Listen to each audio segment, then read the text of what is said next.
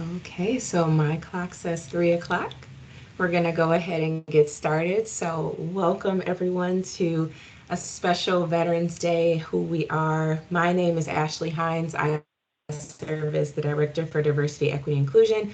Thrilled to greet you here today and welcome you to our actually fourth Who We Are event. So, this is a new series for AAH. We launched it during Hispanic Heritage Month with the leadership of the Inclusion Council, and so thrilled to have those leaders to help us to launch this series. And since then, we've been partnering with departments across the organization and look forward to doing that more.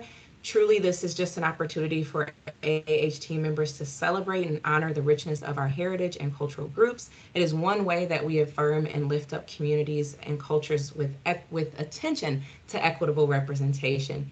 In honor of Veterans Day, this session of Who We Are will give us a chance to hear stories from our veteran team members and highlight opportunities to connect with and support the veteran community.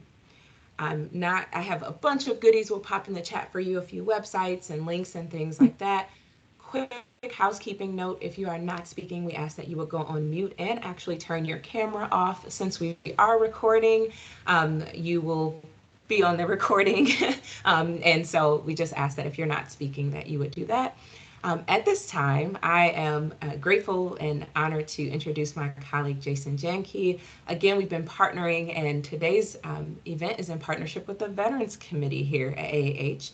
So, Jason is currently the regulatory coordinator at Advocate Good Shepherd Hospital. Jason holds a master's degree in hospital administration from National Louis University in Chicago. He holds a bachelor's degree of economics from the University of Iowa, and Jason served 12 years in the Iowa Army National Guard, the 34th Infantry Air Assault Division, Iron Man Battalion, and under Operation Enduring Freedom from 2003 to 2004.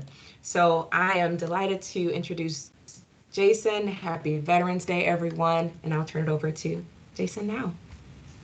Ashley, thank you so much, and thank you to everybody. Happy Veterans Day. Um, I have the honor and privilege of speaking with you today, and you're going to meet my colleague later, who's my co-chair, Bridget Borum. I'm actually the chairman of our Veterans Committee for here at Advocate Aurora Health, and just want to thank everybody for being here. We'll start out with a little history here. So those of you who don't know, that Veterans Day takes place every year on the November 11th. It was originally called Armistice Day, and then it became a federal holiday back in 38. And then in 54, it's officially been changed to Veterans Day to cover all of our wars, World War I, II, Vietnam, Korea, and therefore, and so on. So happy Veterans Day to all veterans today. Next, I would like to introduce our executive sponsor, Kathy Benderschwick, who's our spiritual officer for Advocate Aurora Health. And great to have her today, and she gets to share reflections. So Kathy, I'll turn it over to you. Thanks so much, Jason, and hello, everyone. As Jason said, I serve as Chief Spiritual Officer at Advocate Aurora Health, and it is indeed my privilege to serve as executive sponsor to our Veterans Committee and to support the over 2,100 veterans who serve here in our organization. President Ronald Reagan once said that some people live an entire lifetime and wonder if they ever made a difference in the world, but those in the armed services don't have that problem. They indeed make a difference. You all make a difference. Before coming to Advocate Aurora Health, I had the honor of serving as an assistant to the presiding bishop of the Evangelical Lutheran Church nationally and was the bishop's liaison to the denomination's military chaplains. In that role, I had the opportunity to visit our chaplains in their places of service and to meet and talk to the soldiers, sailors, Air Force, and Marines there. And here's a snapshot of some of the bases I had the privilege of visiting. Fort Jackson Army Base in South Carolina, Coronado Naval Station in California, Great Lakes Naval Station here in Illinois, Joint Base Anacostia Bowling in Washington, D.C., Ramstein Air Base in Germany, and Yokota Air Base in Japan. What an experience. And in these conversations with our servicemen and women, I learned more about the dedicated, selfless service of those of you who have served our country. And the more I learned, the more humble and grateful I felt. and that humility and gratitude continue to this day. You who are veterans have so much to teach the rest of us about serving in times of uncertainty and stress, and doing so with courage and dedication and commitment to those who are serving right next to you as you head into whatever challenges lie ahead. To quote another former president, John F. Kennedy, he said, "As we express our gratitude to our veterans, we must never forget that the highest appreciation is not to utter words, but to live by them." We, your colleagues at Advocate Aurora, are grateful to you, our veterans, for your service to our country. And we are grateful for your service here among us, for the opportunities we have to learn from you and to move forward together, committed to one another as we head into the uncertainties and challenges that we face in healthcare every day. We can't say it enough. We can't live by it enough. Thank you for your service. We are truly humbled and grateful. Jason? Thank you, Kathy. That was exceptional. The fact that you served and been to all these bases, that was amazing. And we appreciate your executive support and guidance here with our System Veterans Committee. All right, I'm just going to cover a couple things, a couple topics about our Veterans Committee, and then I'm going to turn it over to my co-chair with the Veterans Committee. So we're here to serve our veterans. We believe, if I remembered right, we started about 6 years ago with this committee of how do we serve our veteran patients. And over the last 6 years or so, that has turned into how do we also serve our team members. And so we have a System Veterans Committee. If I counted this right, we have about 20 locations currently, both hospitals and clinics, that we have a representative at. And we still need about another 14 locations, both hospitals and offsites. So please contact, there'll be some information at the end, myself or Bridget, stating that you would like to help with the System Veterans Committee, which in turn, we will help you at your hospital or your offsite prepare for Memorial Day and for Veterans Day. So we'd love to have you, and we'd love to connect with you so we can you can share with your veterans at your hospital and your sites. All right, next, I would like to introduce our moderator and our co-chair, Bridget Borum, who is our Talent Acquisitions D&I Director, and I'll turn it over. So Bridget, all yours. Thank you, Jason. Good afternoon, everyone.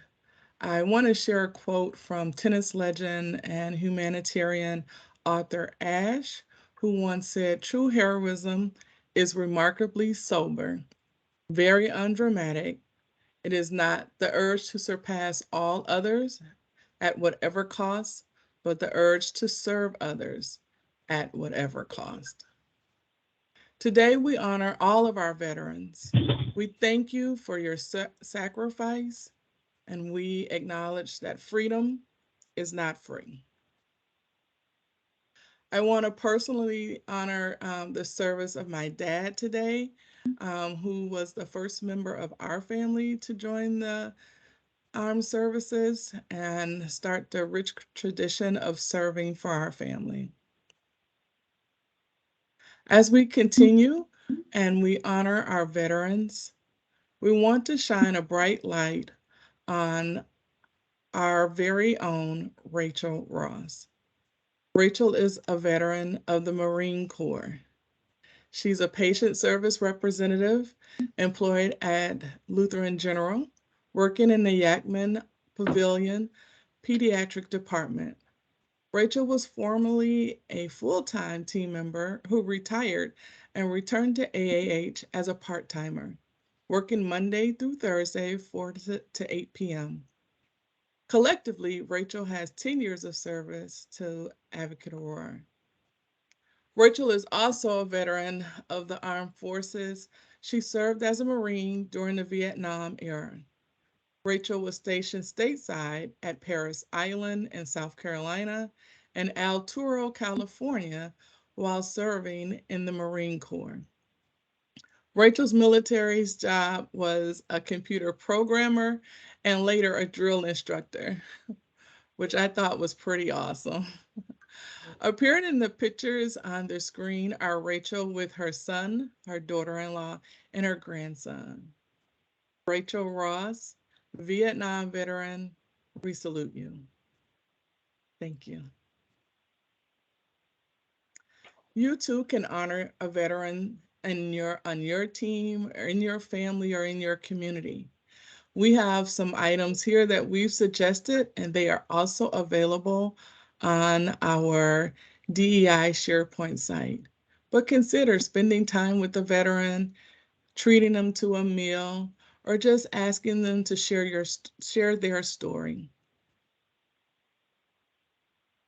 And that's exactly what we've done today. We've asked 2 of our very own veterans to share their story. We're going to hear today from 2 speakers. And let me introduce the first of them to you. Jessica Johnson is our first speaker. She is a veteran of the U.S. Air Force. Jessica is the Vice President of Surgical Services for the Greater Milwaukee PSA. Jessica, we welcome you and look forward to your story. Thank you, Bridget, and it's an honor to be with everyone today.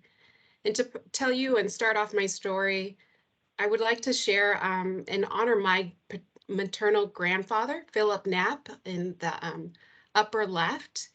I didn't know, regrettably, how much of a hero he was until he passed, but he flew 39 missions as a gunner on a B-17, earning him a Purple Heart, a U.S. Air Medal, and a Flying Cross.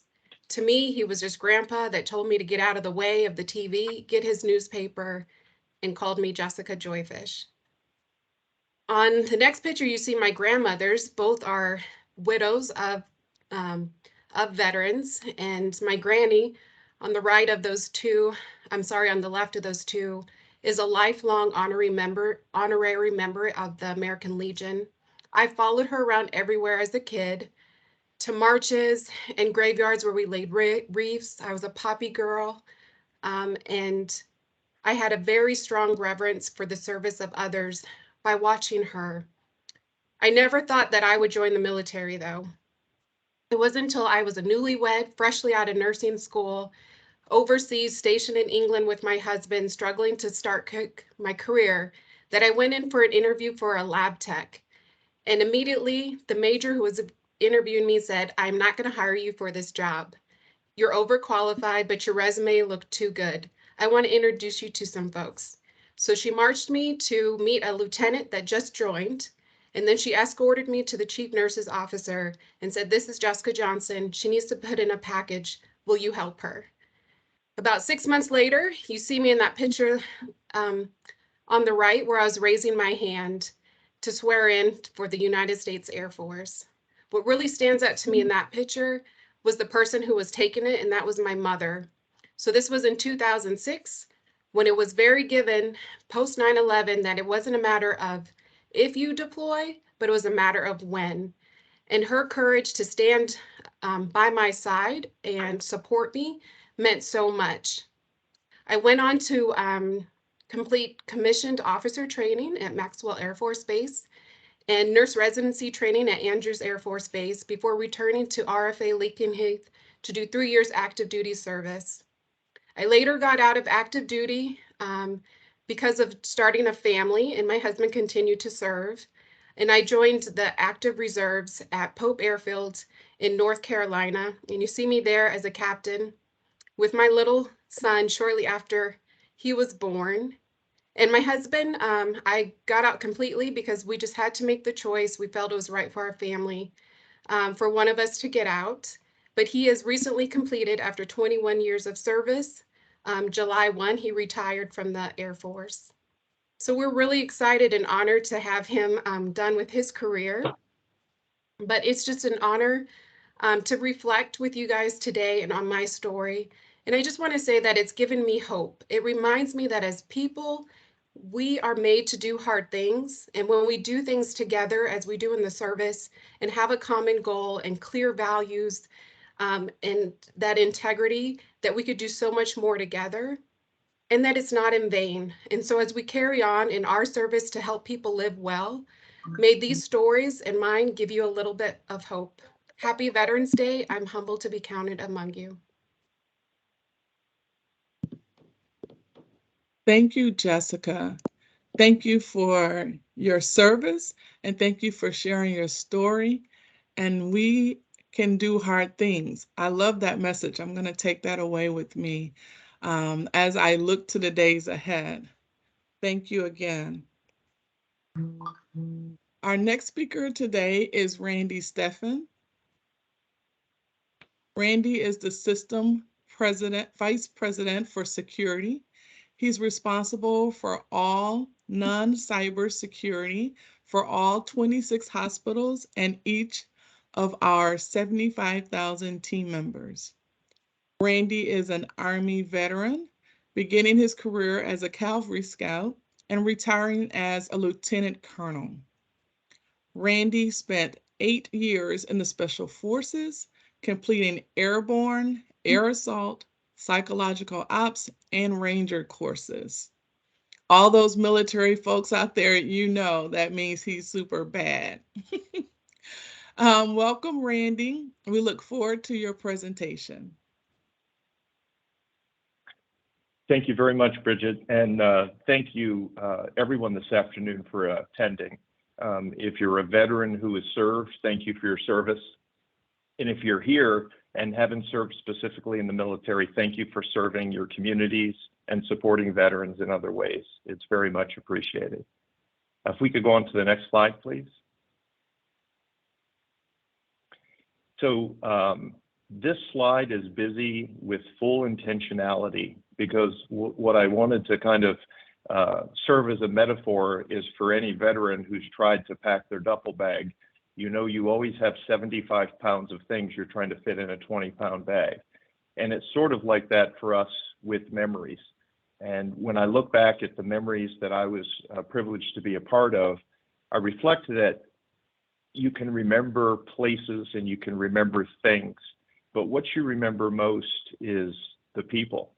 And when I look back at my career and look at the people that I've been privileged to interact with, it helps understand how one could make the sacrifices that one may make in the service of our country and of each other. If we could go on to the next slide. So this is, and we'll just go back one.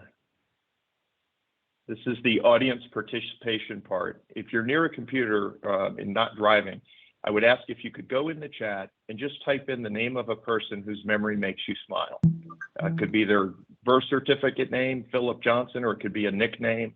You know, we'll keep it PG-13, but it would be very gratifying for me to go back afterwards and look at some of the cool nicknames of people that you might have served with in the past.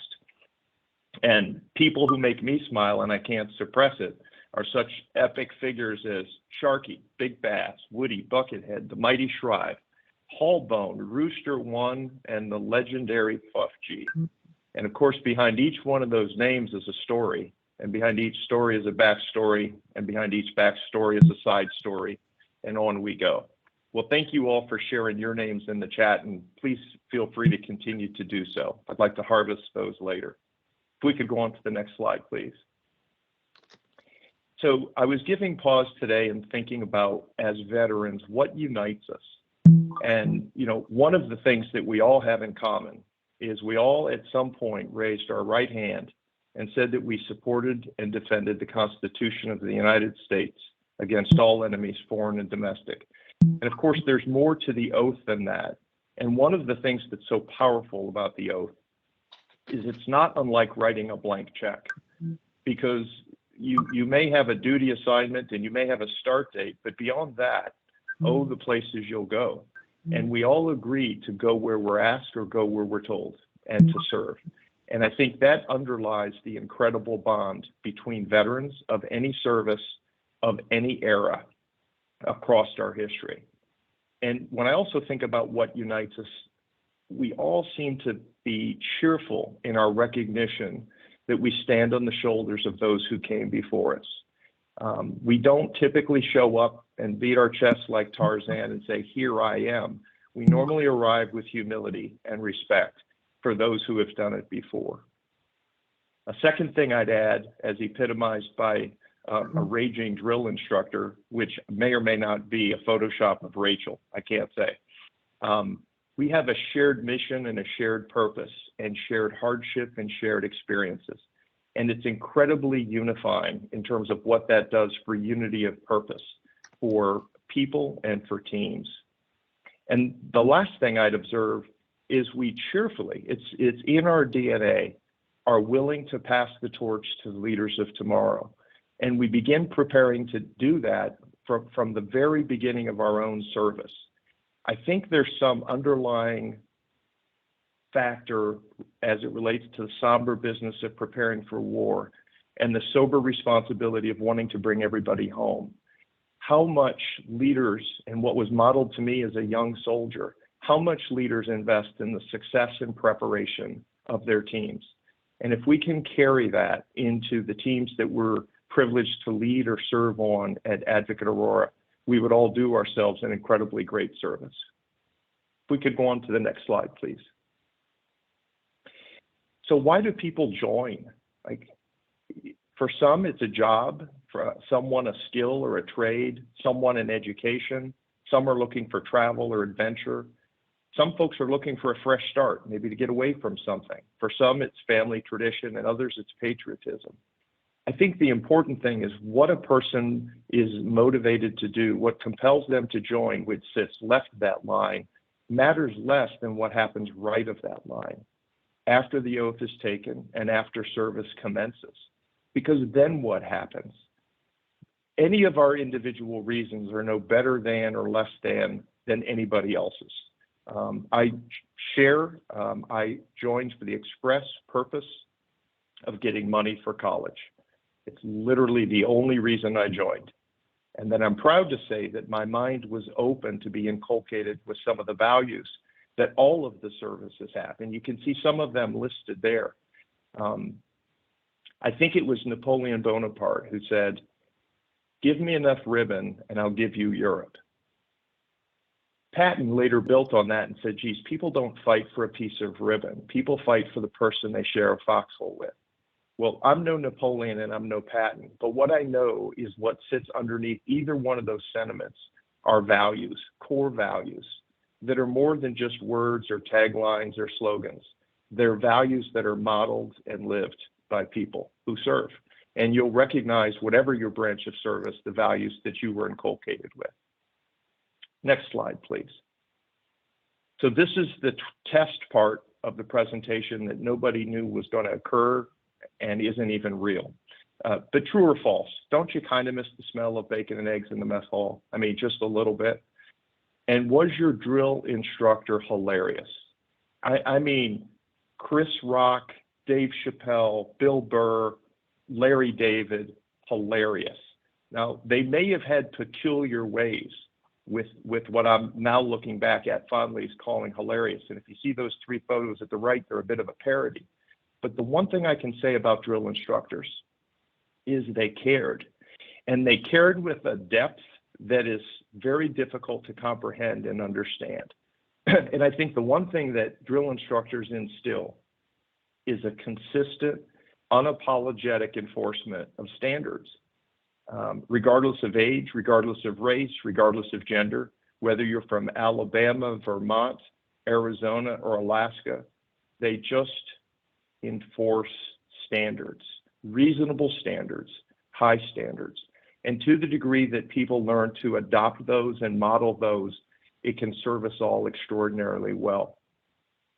I've also come to learn that the national anthem just rings clearer and purer when you're standing straight and holding a hand salute. I've also observed that there's a straighter straight, and that's the way you stand when you hear taps. There's things that your spinal cord can do that you didn't even realize. And I also realize that we will verbally spar with each other, soldiers, sailors, airmen, Marines, mercilessly, relentlessly, right up until the moment a civilian enters the fray. And then we'll turn all of our attention there. And of course, that's all with the best of spirit. If we could go on to the next slide, please. So what do we bring to Advocate Aurora? I'd start by addressing some stereotypes, negative stereotypes. People join the military because they couldn't get another job. They don't have any other options. They can't think for themselves. I mean, geez, they don't have time to think. They're too busy painting rocks, marching around, following orders, getting haircuts, shining their boots. You know, Hollywood has personified some of these images, sometimes comedically, but sometimes in ways that make veterans less understood. Sometimes service members are viewed as being on edge. They might snap. There's a stigma about PTSD. Perhaps military veterans are damaged goods somehow. For anyone that served, you realize that those are really pretty unfair characterizations. And what I would say is that military veterans have a natural aligned sense of mission and purpose, the ability to translate guidance and intent into actions, a bias for improvement. You don't often have to spend a lot of time convincing someone, hey, we can be better. That's normally our default setting or start point. I've also observed that veterans don't view integrity as coming in fractions. It's always a whole number. And veterans display an uncanny loyalty. It's not a blind loyalty. It's a complex loyalty. It's the ability to blend loyalty to the company, to your boss, to your team, to your peers, to your values, and to yourself. And sometimes some of those things seem in conflict with each other. And I think veterans have a very good way of navigating those seeming conflicts. So if we could transition to the next slide as I wind down to a close. So today, let's honor each other. Let's honor the lasting friendships we've made, the warm memories, the places we've been. Let's think of the pioneers. Let's think of the shoulders that we stood on, our mentors, our coaches. Let's honor the fallen, the missing. Let's honor those who are hurting. And let's honor military families. No one knows the sacrifice that military families make dealing with the great uncertainty that they face. Let's honor each other. And let's also honor our opportunity at Advocate Aurora to take our values and let's live them and let's model them and let's be an inspiration to others and let's be a helper to others. Next slide. So when people say to me, thank you for your service, I sincerely tell them I appreciate it. And then I say it's been my privilege and my honor, and nothing could be further, more authentic and truthful than that. And I only wish I could have done more. So with that, I thank you for your service, and I thanks for the opportunity to share my thoughts with you today.